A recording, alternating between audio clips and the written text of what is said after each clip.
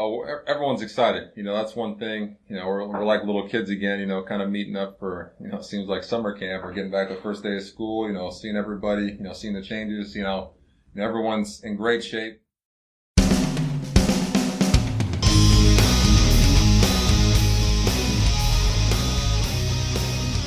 Welcome to Baseball Biz. I'm Mark Herbert, your host, and with me is none other than Mr. Brandon No Way. How you doing today, Brandon? I'm doing really good, Mark. How about you? I'm doing absolutely fantastic, wonderful. Spring training is here, and you can hear that Mr. Aaron Judge there at the beginning of the show. He sounds like he's ready. Yeah, everybody sounds ready. We got expectations, and of course, everybody's in the best shape of their lives coming into spring training as per usual. That's right. Aaron says we're all in great shape, so I'm glad to hear that for him. Of course, I'm not the biggest Yankee fan, but I feel good for him. Hey, and if you guys really want to hear what we think, you can also find Brandon at Sports Blitz Pod on Twitter, and you can find me, Mark, at The Baseball Biz on Twitter. So you can look at it first there, and obviously you're here with us today. And if you're looking for us elsewhere, you can also find us at Apple iTunes, Stitcher, iHeartRadio. Oh my gosh, Google.podcast, you think of it, and we're out there. Now that I've gotten us out there, Brandon, let's ring me back in here. What are we going to do today, brother? What else are we going to talk about? We got a ton of things. We have a bunch of rules thrown in there for spring training that I don't know if anybody really understands, but we're going to try to make sense of that. We have ticket sales going crazy on the market, and also some good news about fans coming back to stadiums and maybe a sense of normalcy coming back, so stay tuned for that. Well, that's good, man. I'm looking forward to it. So this is our, I guess, our first spring training as far as the games rolling out edition of Baseball Biz. So we're glad you're here with us today. And like Brandon told you, we got some really good stories to talk about. Let's start with what is spring training and where it started. Who said to themselves, well, here we are. We're finished up with the games in October, and we need to do something else. We'll start when game one comes around again. No, it's not that. Somebody decided, these young athletes need to be in shape for next season. What can I do to increase the chances of my team getting better success? That was a question that was even being asked back in 1886, and by none other than the ownership of the Chicago White Stockings. And we'll get into that in a minute. But first, a weather report. Right now in Chicago, the weather today should be between 33 degrees and 47 is going to be the high. Mesa, Arizona, 49 degrees is low and 80 the high. Detroit, the weather is going to be 31 degrees, low and 50 the high. In Lakeland, Florida, 55 degrees and 74 the high. So Baseball Biz brings you this weather report to explain why people are coming down to Florida, why people are going to Arizona. And it is because to prepare for the regular season. I don't know about you, Brandon, but I can't imagine being out there in Chicago in 33 to 47 degree weather and be warming up. Yeah, especially back then, they couldn't just focus on baseball. They had to work normal jobs, and I don't think you'd want to spend your time getting back into shape in freezing cold weather every day. You'd maybe want to go somewhere warm. At least I do. Yeah, and I was mentioning earlier that looking all the way back to about 1886, and the owner said, well, I want to get these guys warm up. And we're talking about Chicago White Stockings. By the way, Brandon, my first thought, when I heard about the Chicago White Stockings years ago, I said, oh, yeah, the Chicago White Sox. No. I was wrong big time. It is, of course, the Chicago Cubs. Anyway, going back to it, so the origin began with the team that became the Chicago Cubs. And what they decided to do is that, what was it you'd hear about going to the spa and taking the baths, or going out there and taking in the air of the sulfur springs at different locations. But with the location of the hot springs being in Arkansas, and they decided, the president was Albert Spalding and Cap Anson. They decided to take them to Hot Springs and hold basically spring training there. Well, they really had a successful season after that, Brandon. And the other teams caught wind of this, and they said, well, you know what, maybe we'll go down there too.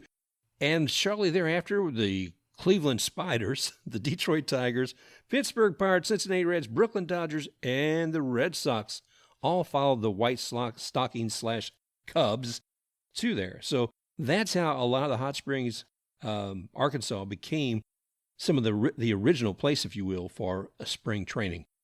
And man, oh man, it is interesting. Somebody first scratched their head and said, maybe we should go south to warm up. Exciting stuff. And here we are today. We've got a Grapefruit League, we've got a Cactus League, and we'll talk about a little bit more about those in a future Baseball Biz episode.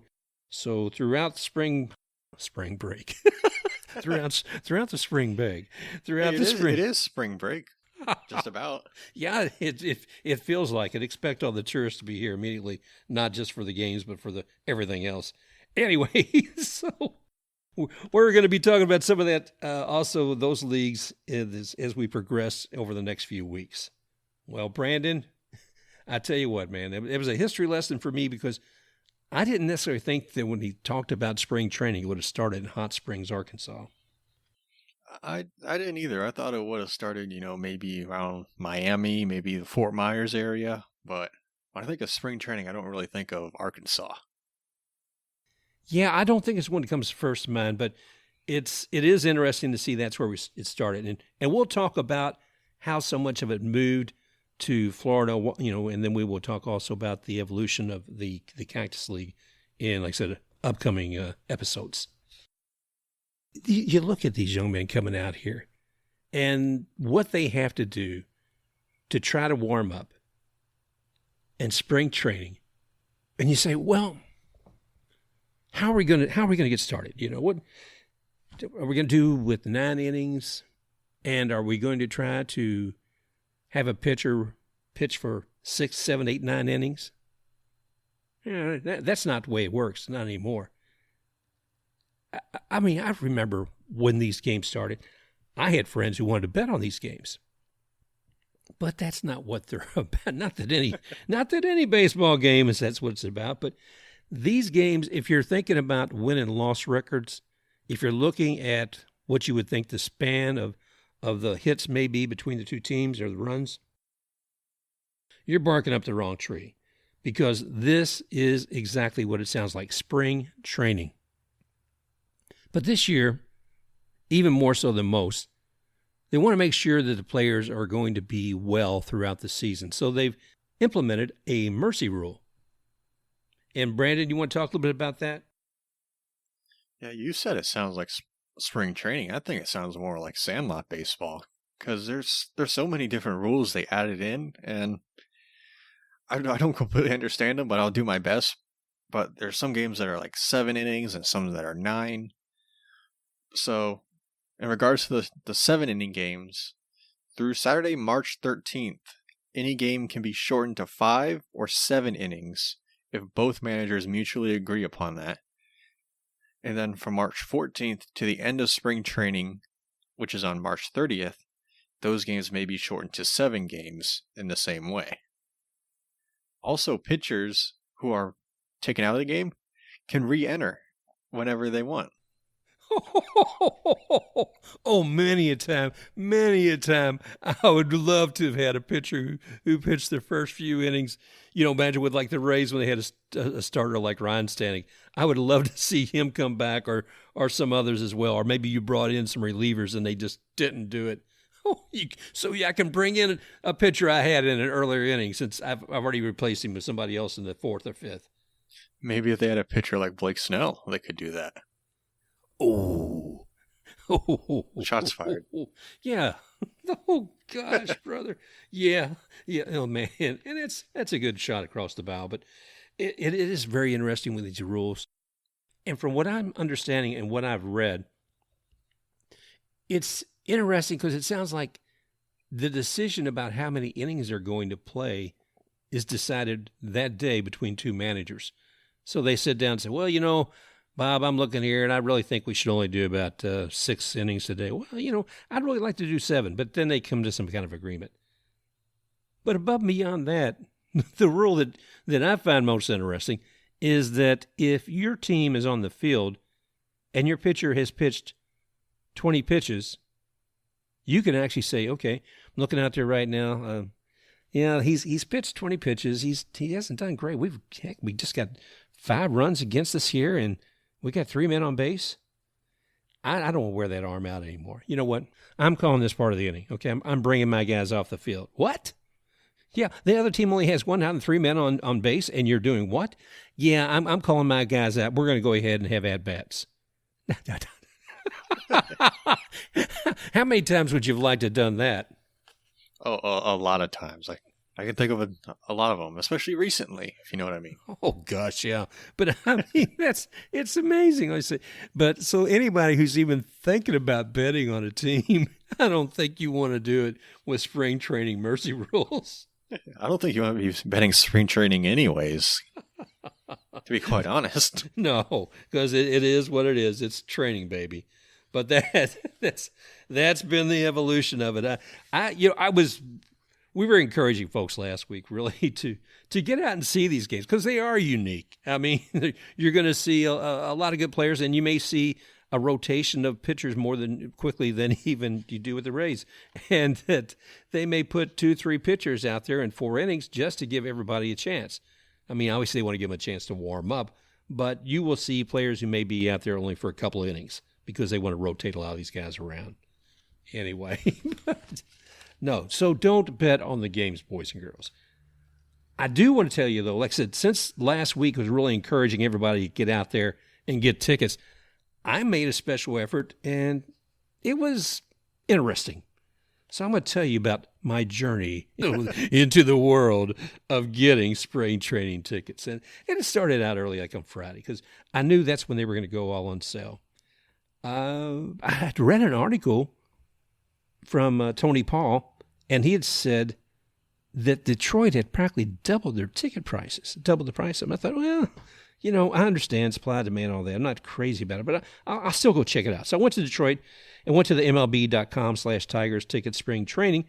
And, you know, I go to the page, but no sooner than I go there, it takes me to the MPV tickets page, which is not actually a Detroit Tigers or an MLB page. I thought, oh, it's, I guess, a third-party provider, and they're using them. So I'm sitting there, and so I'm going ahead and finally get to the point where I can see, brings up the map of the stadium. And, you know, each one of the sections are brightly colored with different colors. But immediately after seeing those bright colors, they all fade. They're kind of grayed out. And I'm like, what? Then the next thing comes up, and it's a message stating, no tickets were found matching your filter criteria. I hadn't even selected anything yet. And even when I tried a couple of different selections, it was the same thing. So I can only figure out a few things, Brandon. I mean, one, weekday game with 2 top-ranked teams like the Orioles and the Tigers had sold out. Everybody's clamoring for those tickets. That's right. That's why I selected it when I figured I'd go see a game. But maybe the MPV site wasn't working. Or maybe that company Robinhood bought up all the tickets for their high rollers. I don't know. Oh, but it was crazy. So, you know, I thought, okay, I'll get over this. I'm still curious about why I can't get tickets to an Orioles and Tigers game. So I said, okay, well, let's try the Blue Jays, you know, and ticket prices there. They were a little more wallet friendly than the Tigers site, because I told you what one guy had said about practically doubling the price for tickets. And, you know, it's looking promising. I said, sure, I'll still pick a weekday game. I figure better availability, maybe even better prices. So look, Tuesday, March 9th, and the Blue Jays playing the Phillies. Well, you know, maybe we'll get a chance to see Bryce Harper, you know, Biggio, and some other ones out there to see. And lo and behold, once I go to the MLB Blue Jays ticket site, I am then and want to select the tickets. It connects me to a Ticketmaster site with the message, quote, tickets are sold out now. Check back soon, unquote. What? I mean, Brandon, check back soon. What are they talking about? If you've sold out, why should I be checking back? What's going to happen? Are people going to be returning their tickets? I don't know what they're thinking, man. Maybe. I mean, I want to know how quick did these tickets go off the market if they're already sold out? Well, I'll tell you about my Rays experience in a minute, and we'll get a little clearer on that. I mean, I was looking at that, so I said, oh, okay, next thing, let's go to the Pirates. Go to the Pirates website and looking at a game there. Let's see, you're not going to pick on the Orioles. I selected another weekday game, Thursday, March 11th. And once again, I'm taken to the MPV ticket site. So I'm either being sent to Ticketmaster or MPV or StubHub or whatever. And it's going nuts. I said, well, am I late to the party, man? What's going on here?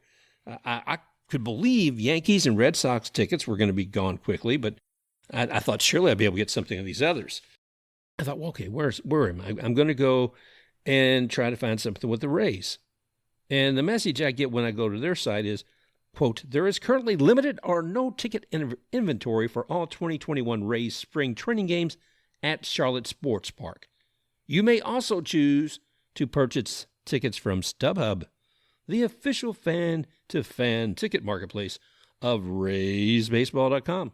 Tickets purchased from other sources and online sites are not guaranteed entry into Charlotte Sports Park. And they also use, they also use the MPV tickets. So I'm figuring, okay, I'll give it a shot. And nope. I go through the tool and StubHub. I won't go into all of it, but I get a message that says, something went wrong. It's not you. It's us. Please, please try again. Oh, gosh. I think it's what the slot machine says when you put money into it and you don't get anything back. Well, luckily I hadn't put any money in there, Brandon, but it's like, you got to be kidding me. Anyway, I could go on and on because this went on for like an hour and a half, 2 hours. I'm going through all of these sites. I'm going through each one of the folks down here in Florida, their team's trying to find something. Nothing. Well, finally I go back to StubHub and it says, okay, I'll see what I can find here. Now, I'm looking at the Tigers website again, and I'm looking for 4 tickets, and they're priced at $72. That's okay, I guess. But I finally found a weekday somewhere else, and I'm looking at 4 tickets on the berm for $38 each. I don't know, man. Sitting on the berm, I get to see a bunch of ball hawks just running me over as they try to get something that's knocked over that way. But $38 isn't too bad. But I said, well, so I want to sit somewhere. So I found 2 tickets. And these are behind the home plate, mind you. $95 each. I mean, it's a little pricey, but for a spot like that, it doesn't sound too bad during COVID days. So let's try something a little cheaper. So I'll go up to section 211 along the third baseline. And the price goes down to $53 each for 4 tickets. That doesn't sound bad. I'm feeling pretty good about it. So I'm going to go ahead and do that. However, for those $53 for those tickets, I also found in the same section 2 tickets for $1,129 for each seat. Oh. Yeah. Talk about your fan to fan. Yeah, some fan wants to kind of not give another fan a real opportunity if they're doing something like that. So it's nuts. I don't know about you, but I don't really feel like spending that kind of money to go watch a spring training game when you don't know who's going to be in there. And if you do know who it is, they're probably going to be in there, 1 inning? So I don't really feel like spending that kind of money to go to a game where you're going to see a bunch of guys who won't be on the big team either for another couple months, if ever. So that's just me. Maybe you'd want to spend that, but I don't feel like spending the $40 for that. No. I don't have that kind of throwaway money. I have another word for that, but no, I don't have that kind of money just throw away. And so I looked at it. I mean, if I was going to get 4 tickets at the one price, it was still going to cost me $269, and I was going to have to buy 4 tickets, Brandon, because, in COVID, they're not going to randomly let 4 people sit together. So if you want to buy a pod of 4 tickets, that was what it's coming to. And you were asking earlier about how quick some of these sold out.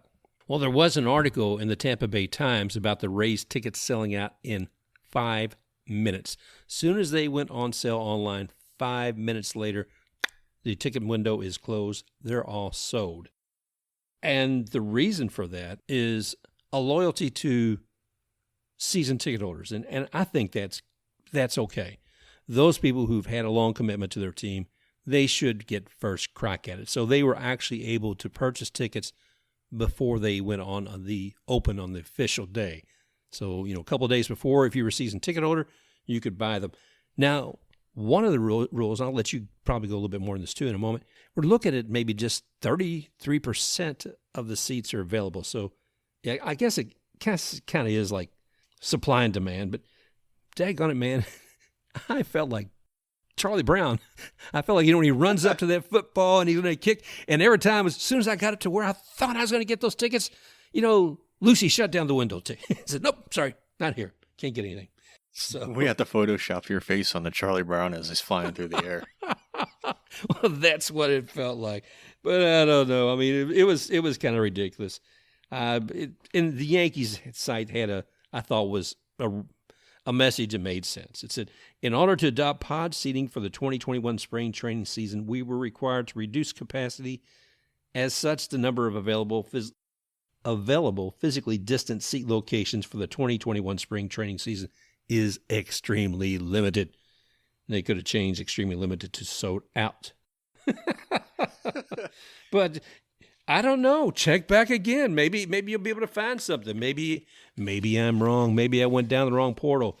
If you find something, let me know at the Baseball Biz. I would love to find the best way to get some good tickets. So I don't know, man. I'm a little put out by this whole thing, Brandon. I mean, I'm a big proponent. I'm excited about baseball, but this kind of left me with a sour taste in my mouth. Yeah, it's definitely kind of weird with everything going on, but I mean, the last year has been weird, and I don't know about you, I kind of like the pod seating because I personally hate having to sit next to people, because especially at Rays games, when you sit there up in the upper deck, you can just sit wherever you want, and nobody will sit near you, and that was great. But you always did sometimes have those people that would sit like right on top of you. Yeah. There's, and if you got the money, I guess you buy your own pod and you can really make sure you don't have anybody sitting by you. Okay, I'm buying all 4 tickets and for this pod, and you can't sit here, and you've got to be X amount of feet away from me. So I'm doing pretty good. Yeah, that's the way to watch a baseball game. Well, give me a reason to feel good, Brandon. Give me a reason to have a little positive energy on all this. All right, well, it's March, and we're honestly almost a year away where the impossible happened and the world came to a stop. I read the article the other day by David Bryant of APnews.com called Optimism Abounds as MLB Spring Includes Fans. And he primarily looked at Arizona, and that was at Salt River Fields at Talking Stick, a great name, where the crowd was capped at about 2,200 fans, which is 16% of the usual. And he talked to a fan named Brian Delaney, who said, "Oh yeah, we were never worried, this is great." It's a lot different than what it was a year ago, where there were fans actually at that stadium when the news broke that baseball was being shut down because of the pandemic. And a year later, they're slowly letting fans back in, and normalcy seems to be coming back slowly but surely. He also talked to Brandon Ramsey, who lives in the Phoenix area, and went to the Reds-Indians game in Goodyear on Sunday. He said, quote, "It seemed like forever. Last year got cut a little short, and to come out here for opening day is just fantastic. They did a great job in socially distancing, and they made sure we were safe." Well, that's encouraging, man, to hear that kind of, that somebody's actually out there enjoying this. I can't imagine what it sounds like being a player, hearing voices besides the umpire and the coach yelling at you. Yeah, I have more on what the players were saying a little bit here in a couple minutes, and it's crazy that they're making them feel safe, which is great. But remember, not too long ago in January, the Cactus League actually sent a letter to MLB saying that they should delay spring training because COVID cases in the Maricopa County, which is where all 15 of those teams train, which is around the Phoenix area, the cases were really high. So they said, hey, maybe push this back a little bit, but they didn't. And then cases plummeted and optimism was abound, as the title says. Hey, come on, you and I, we're not going to go into this much here, but you and I talked about this way back and said, did that really come from the Cactus League, or did that come from someplace up in offices or the MLB? I don't know. Some people did suggest that it came from the MLB. They sort of pinned it on the Cactus League, but maybe that's another story for another day. Yeah, but anyway, so what happened then? Well, even though there is optimism, Florida and Arizona both are bracing for another year of lost revenue because, of course, fans are limited, but they said limited fans are better than no fans, and the appetite to watch baseball appears strong. The Rockies and Diamondbacks, who share the Salt River Fields facility, both of their spring ticket allotments sold out about 24 hours after they were put public. At Arizona State University, they did a study that found that the Cactus League's season generated an estimated economic impact of about $363.5 million in 2020 before the shutdown in mid-March, which was down nearly $300 million from the estimated $644 generated in 2018.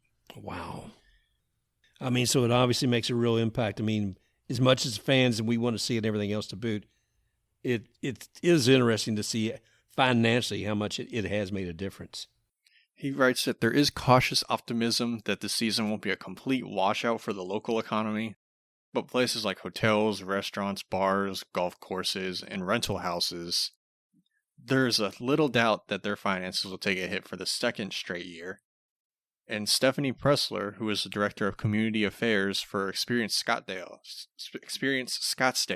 I can't speak today, said businesses are balancing realism with a little optimism now that COVID-19 cases have gone down and all teams are allowing at least some fans, reinforcing that they sort of have the thought process of something is better than nothing, in my opinion. That's pretty good, kind of getting a better understanding of what's going on. Yeah, there's some optimism there, and I want to thank you and your source there, David Bryant from AP News on this. That but what's happening now? I mean, what are some of the protocols? What are they doing now, Brandon, for that? Well, you did a good job of covering it last segment, and in Scottsdale, they're spread out in small pods of 2, 4, or 6 people. You have to wear masks except when eating or drinking, and people sitting on blankets in the grass beyond the berm, who possibly paid $40 per ticket, they were given spray-painted squares to stay separated, and cleaning crews are all around the stadium, constantly, sanitizing and cleaning up after everybody.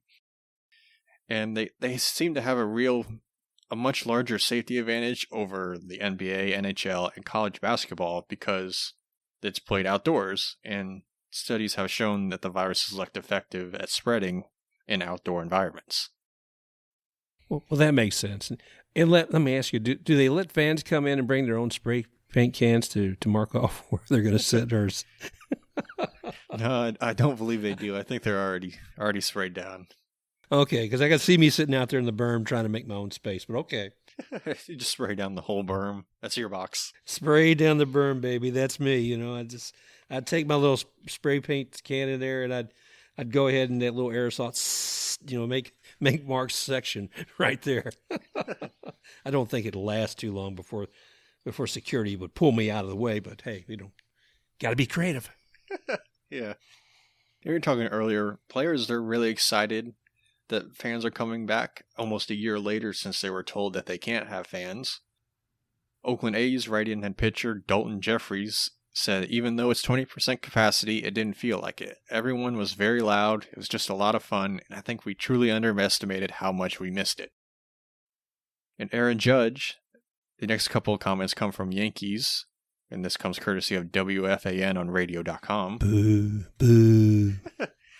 He said, for me, one of my favorite things is interactions. In between innings, the energy and roar when you run out there, hearing them yelling, you feed off that. So it's pretty exciting finally having them back. He also said that when they were sitting in the cold tub, him and his teammates, actually had butterflies, as did Mike Brasso of the Rays, about having fans coming back because they hadn't been used to it. And he said, in my first at-bat, I hit a ground ball, but you hear that instant crowd reaction, and I'm glad that they're back. Even though I wasn't a packed house, something is better than nothing, and a couple fans were yelling to play catch, and I miss those moments. And that seems what spring training is really about, is you can do more things with the players. They're more accessible because it's such a laid-back environment, and that's something that we're not going to really get this year. Yeah, I know, man, and that's very, very true. I've always enjoyed that because they're approachable. You sometimes, you could get autographs in the past. I don't think it'll happen this year. But to be able, to communicate with them. I remember talking with Derek Jeter, at spring training several years ago. But it was really cool to be able to, face to face, make eye contact, and a couple of comments. And I wasn't anti-Yankee. I was supportive, because he's Derek Jeter, 98% Hall of Famer, or should say. Anyway, won't go down that road. But yeah, I'm glad to hear they got fans out there. I'm glad that there's a synergy going back and forth between both the player and the fans with this. Positive energy. Yeah. And Mike King, also of the Yankees, he said, even with the small crowd, it was much more of a roar than what we've been used to. And possibly the biggest outcome of this whole story, and probably the part that'll make you feel the best, was Trey Mancini, who, of course, battled colon cancer. He missed last year, and he ended up beating that. It allowed him to receive a standing ovation, not just from the players, but from the fans as well. Yeah, so I heard that I think fans from both teams stood up and applauded him. And the umpire tried to even prolong it a little bit because as long as they were cheering him on, he took a little longer time to wipe the plate off just so he didn't have to feel rushed and to enjoy that moment. One, for the sport of seeing a great player come back. That was a great moment. And as much as I was giving grief about things earlier, about the tickets, it is moments like that, Brandon, that you just brought up that make it different and make it fun for everybody. Yeah, that seems like the cherry on top of things. So we know what the protocols are. We've seen the things that are happening. And taking a look at some of the highlights, if you will, or what's happening, I noticed this last week. One of the first things I saw was the Dodgers and the Rockies. And the Dodgers won 10-0, and it was in 6 innings. So the mercy rule came into play, but that's still pretty harsh, man. 10-1, and I don't know what Vegas was doing with that. Or 10 runs to 0 runs, and I don't know what Vegas was doing with that, but it had to hurt somebody. It's somebody. Of course, still don't know why you're betting spring training, but hey, if you're confident, I guess you do you, man. Well, that's it. But so it's out there where things are going well, and I know. Looking at, there's still some things going on. What was it with Tatis? What did you see with Tatis Jr.? What's going on with him? I saw that he actually hit a grand slam yesterday, at least at the time of recording, which was Tuesday. He hit a grand slam, and Nolan Arenado, of course, he made headlines when he was traded to the Cardinals from the Rockies. A little bit of a slow start. He's only hitting .250, but he's only had 4 at-bats, so of course, take everything with a grain of salt. It's spring training. If you win, you win. Oh, you great. If you lose, oh well, it's spring training. It doesn't matter. Well, I think that's probably a good philosophy to have with spring training. You know something, too, I thought it was interesting. All the grief that has been circling around poor Gary Sanchez with the Yankees. And I know it is just spring training, but he did hit a home run the other day. And that had to make him feel good. A lot of the people who are supporters of Gary Sanchez and, also AARP feel great to see somebody like him do that. No comments about AARP? Okay. I didn't get it. That's all right. Oh, I am bad. I'm terrible. Hey, and like I said, I like to pick on the Yankees, but they give us a reason to, and we'll talk about it in a minute. But first, I have to talk about my own foible. I was looking at some of the news, some of the trades that were still going on. I said, Bryant from the Cubs is being traded to the Red Sox? Bryant means he's being traded? And I thought, after everything's gone on, and then wait a minute, was Zach Bryant? That's not Kris Bryant. Zach Bryant, the single-A right-handed pitcher, is being traded to the Red Sox. I said, oh, well, that's different. You look at what happened with Zach Bryant was born in Daytona. He played college in Jacksonville, unlike Kris Bryant, who's a third baseman / outfielder, born in Las Vegas, and who has Scott Boras for an agent. So anyway, but you look at Kris Bryant and you think, here's this guy who I thought is being manipulated so much when it comes to service time. I thought they were just getting rid of him and moving him to the Red Sox. But, guess what, Mark? Look a little closer. It's Zach Bryant going there. So there you go. I think it was Jeff Passan had some fun with it where he tweeted out, the Cubs are trading Bryant to the Red Sox. And then he ended it with ... Zach Bryant. And a lot of people didn't seem to be fans of that. Oh, gosh. Well, anyway, I wish them all well. But, showing my own inadequacy, I was glad to see that Yankee fans probably are doing it maybe even a little worse. I heard a game the other day and they were playing, and they were booing the wrong Gurriels, who was out there in the field. So they're out there booing as Lourdes Jr. is taking the field. And you got to remember, he has a brother, Yuli, as well. But they're thinking all the way back, those fans, to 2017 when the Astros did some dirty work that didn't, well, let's just say cheated, and impacted the Yankees' ability to go further in the World Series. But if you're going to boo, make sure you pick the right Gurriel brother. I mean, Lourdes is out there, and Lourdes Jr. Yuli is the guy who was on that team. Not to say that Yuli has any special implications with all that trouble, but it doesn't surprise me that a Yankees fan would boo at the wrong guy. Just like I was choosing the wrong Bryant, they chose the wrong Gurriel. I mean, I can still make fun of him, but I can't do it too much. I had to double check to make sure I'm talking about the right Gurriel. That is Lourdes, I believe if I'm saying that right, who plays for Toronto, and not Yuli. So I can only laugh so much at you guys, but I'm going to do it as much as I can. Oh, man.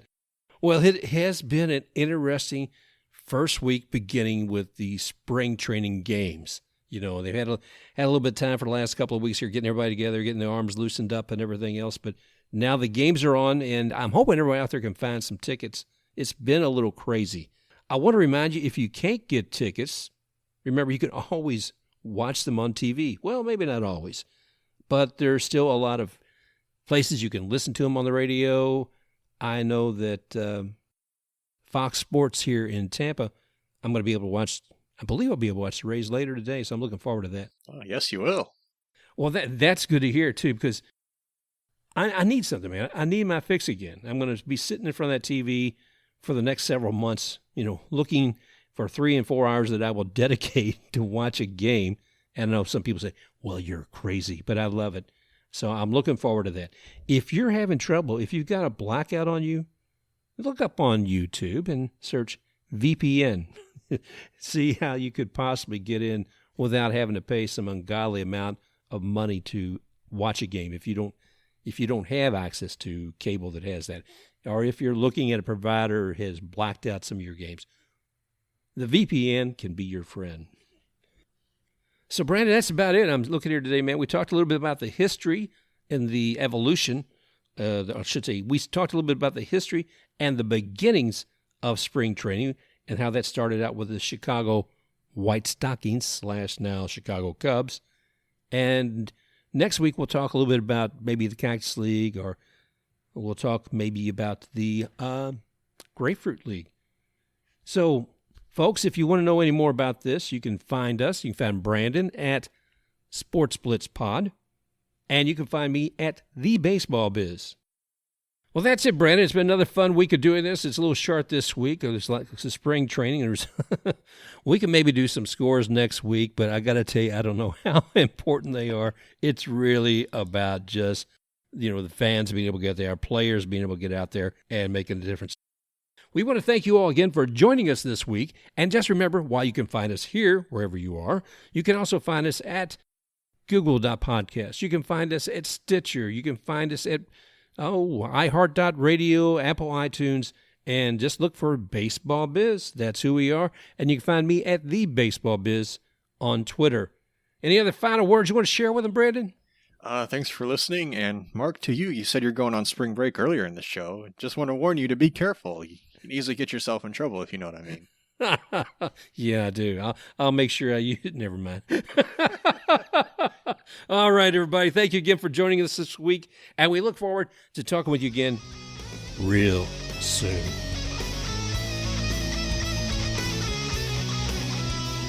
Special thanks to XTakeRUX for the music rocking forward. Ta-da!